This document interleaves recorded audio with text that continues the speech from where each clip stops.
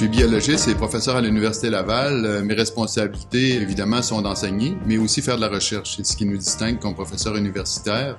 Dans mon cas, mes recherches portent sur les oiseaux et les mammifères principalement, et on s'intéresse aux impacts des pratiques forestières sur ces espèces-là.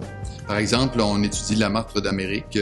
Comment on fait ça? Bien, on va sur le terrain, on fait des relevés, dans ce cas-là, des pistes de cet animal-là dans la neige, puis ensuite, on analyse ces données-là. Et on finit par publier les données, évidemment, pour les rendre disponibles au plus grand nombre de gens possible.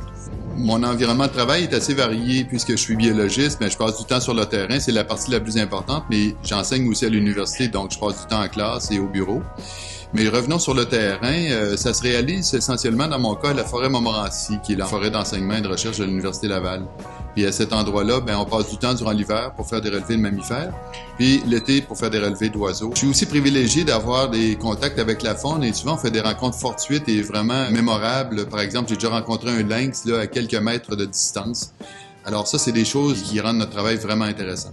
Parmi les qualités essentielles pour le travail d'un biologiste, je retiendrai la passion, bien sûr, mais aussi le sens de l'organisation. Par exemple, on doit mener des équipes sur le terrain. Il y a toute une logistique qui vient avec ça. Il y a aussi l'organisation dans le traitement des données. C'est une tâche qui est vraiment très importante.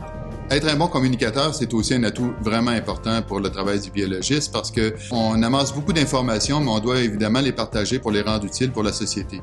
Au début de ma carrière, comme biologiste professeur, je n'aurais jamais imaginé que j'aurais continué d'apprendre autant tout au long de ma carrière.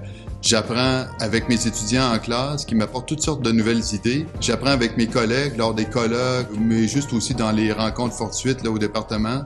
J'apprends sur le terrain aussi en réalisant donc des phénomènes que j'aurais jamais anticipés au départ. Donc l'apprentissage se poursuit tout au long d'une carrière.